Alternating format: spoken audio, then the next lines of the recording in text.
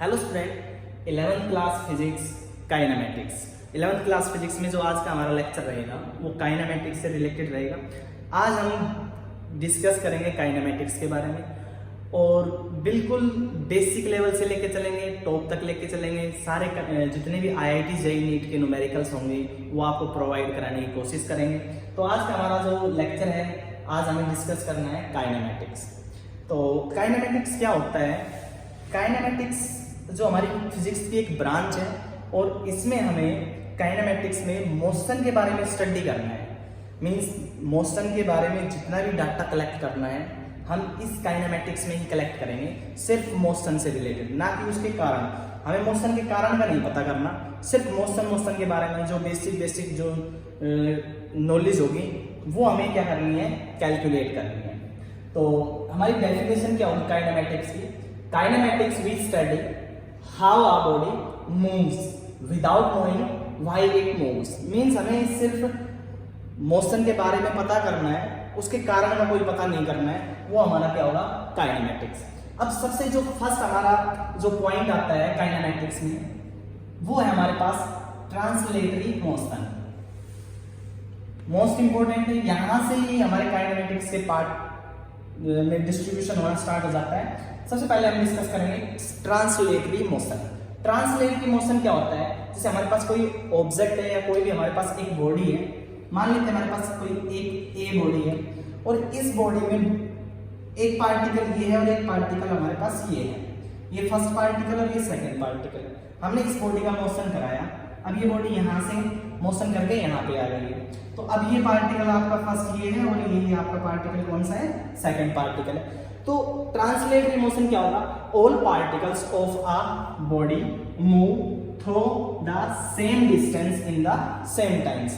Means जब object या कोई भी बॉडी जब मोशन करती है तो उसके जितने भी पार्टिकल्स होते हैं उन पार्टिकल्स का जो डिस्टेंस होता है वो डिस्टेंस सेम होना चाहिए, सेम टाइम इंटरवल में। मींस यहाँ से यहाँ तक का जो डिस्टेंस होगा, यहाँ से यहाँ तक का जो पार्टिकल्स का जो डिस्टेंस होगा वो डिस्टेंस क्या होगा, सेम होगा। टाइम इंटरवल क्या होगा, सेम होगा। Means same distance in same time interval. तो आपका क्या होगा, ट्रांसलेटरी मोशन होगा। अब बात करते हैं टाइप्स ऑफ ट्रांसलेटरी मोशन। तो हमारे पास ट्रांसलेटरी जो मोशन होता है वो हमारे पास टू टाइप्स का होता है। First rectilinear motion, second curvilinear motion. हमें क्या डिस्कस करना है? रेक्टिलिनियर मोशन डिस्कस करना है और कर्विलिनियर मोशन डिस्कस करना है। तो अब हम दो जो हमारा ट्रांसलेटरी मोशन था हमने उसको टू पार्ट्स में डिवाइड कर दिया है। First rectilinear motion, second curvilinear motion. तो हम सबसे पहले किसके बारे में डिस्कस करते हैं? रेक्टिलिनियर मोशन के बारे में, और फिर किसके बारे में डिस्कस करेंगे? कर्विलिनियर मोशन के बारे में। तो सबसे पहले हम करते हैं रेक्टिलिनियर।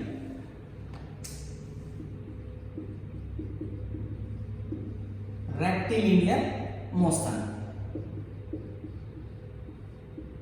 तो क्या होता है हमारे पास रेक्टिलिनियर मोशन? जब किसी भी ऑब्जेक्ट का मोशन अगर स्ट्रेट लाइन में हो, कैसे हो, स्ट्रेट लाइन में। मोशन कैसा है? स्ट्रेट लाइन में अगर मोशन है तो हम क्या बोलेंगे? Rectilinear motion. रेक्टिलिनियर मोशन को हम वन डायमेंशनल मोशन भी बोल देते हैं। क्या बोल देते हैं? One dimensional motion. For example कोई हमारे पास ट्रैक है और उस ट्रैक पे ट्रेन क्या कर रही है, ट्रेन ट्रेवल कर रही है। तो ट्रेन का जो मोशन होता है वो कैसा होता है? वन डायमेंशनल मोशन होता है। और कैसा होता है? रेक्टिलिनियर मोशन होता है। जैसे रोड पे कोई कार वगैरह ट्रेवल करती है, बस वगैरह ट्रेवल करती है, तो वो जो मोशन होता है हमारे पास कैसा होता है? One dimensional motion. जो स्ट्रेट लाइन मोशन होता है वो हमारे पास कैसा होता है? One dimensional motion. उसको हम क्या बोलते हैं? Rectilinear motion.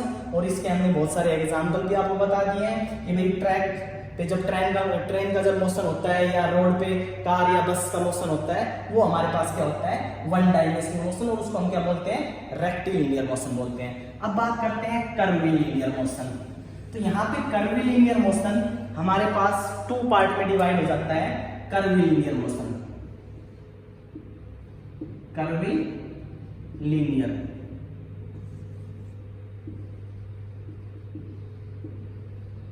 Curvilinear motion. तो यहाँ पे हम कर्वीलिनियर मोशन को 2 पार्ट्स में डिवाइड कर देते हैं।